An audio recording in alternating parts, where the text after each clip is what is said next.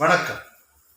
ஒன்றவன் தானே இரண்டவன் இன்னருள் நின்றன, மூன்றுள் நான்கு உணர்ந்து ஐந்து வென்றன, ஆறு விரிந்தன எழும்பருக்கு சென்றன, தானிருந் தான் உணர்ந்தான் எட்டே என்று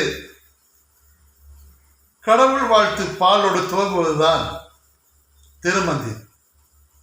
தமிழ் 3000 என்று திருமூலர் அருளிய திருமந்திரத்தில் ஒளி வீசுகின்ற பாடல்களை பார்த்து கொண்டிருக்கிறோம். திருமந்திரம் வேதத்தில் உள்ள கருத்துக்களை எளிமையாக தமிழில் சொன்ன நூல். வேத உண்மைகளை தமிழில் மொழிந்த முதல் நூல் திருமந்திரம். இதில் இறைவன், மனிதன், இறைவனுக்கும் மனிதனுக்கும் உள்ள உறவு, இறை வழிபாடு, யோக நெறியால் அடைகின்ற சித்தி, மறுவாழ்வு போன்ற அனைத்து விஷயங்களும் கொண்டதே திருமந்திரம். சிவபெருமானிடம் திருமூலர் கற்ற பாடங்களை நமக்கு வழங்கினார். சிவ பூசை செய்வது எப்படி? குழந்தைகள், பெரியவர்கள், இறைவன் மூவரையும் சந்திக்க செல்லும் பொழுது நாம் வெறுங்கையோடு செல்லக்கூடாது. அதனால்தான் ஆலயம் செல்லும் பொழுது பூ, பழம், சூடம், பத்தி என்று அர்ச்சனை தட்டு கொண்டு செல்கிறோம். அறிஞர்கள் இறைவனுக்கு என்ன கொடுக்கலாம் என்று எண்ணி நமக்கு பகிர்ந்திருக்கின்றனர். இறைவனிடம் இல்லாததை கொடுக்க வேண்டும் என்று கவி சக்கரவர்த்தி விரும்பினார்.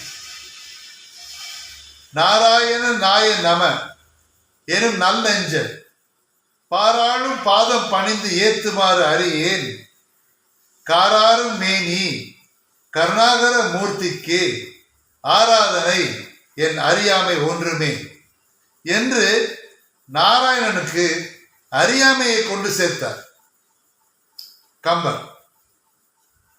சிவபூசை செய்வது எப்படி என்று திருமூலர் கூறுகின்ற பொழுது, வேட்டவி உண்ணும் விரிசடை நந்தைக்கு காட்டவும் நாம் இனம் காலையும் மாலையும், ஊட்டவி யாவன உள்ளம் குளிர்விக்கும் பாட்டது காட்டுமே பாரதிவியாமே என்பார். வேட்டவி உண்ணும் விரிசலை நந்திக்கு, வேள்வியில் இடப்படும் அதிர்பாகங்களை உண்ணுகின்ற இறைவனுக்கு நாம் என்ன கொடுக்க முடியும்? காலையும் மாலையும் அவர் உள்ளம் மகிழும் வண்ணம் நாம் பாடல்கள் எழுதி, பாடல்கள் புனைந்து, பாடல்கள் பாடல்களை இறைவன் குறிப்பாக சிவபெருமான் விரும்புகிறார் என்பதற்கு பெரிய புராணத்தில் நிறைய உதாரணங்கள் நாம் கூறலாம். சுந்தரரை மண்ணுலகுக்கு அவர் அனுப்பியதே திருத்தொண்டத்தொகை பாடத்தானே. பித்தா என்று அழைத்தாலும் அந்த பாட்டை விரும்பி ஏற்றுக்கொண்டவர் தானே பிஞகன். திருநாவுக்கரசுக்கு நீண்ட ஆயுள் கொடுத்தது அவர் பாடல்களை அவர் விரும்பி கேட்டார் என்பதற்குத்தான். மணிவாசகர் வீடு வேறு வேண்டாம் என்று கூறியதற்கு காரணம்,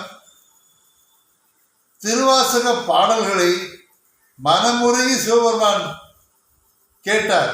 அதனாலேயே நமக்கு திருவாசகம் கிடைத்தது. இந்த பாடல்களை சிவபெருமான் விரும்பி ஏற்றுக்கொள்வார்.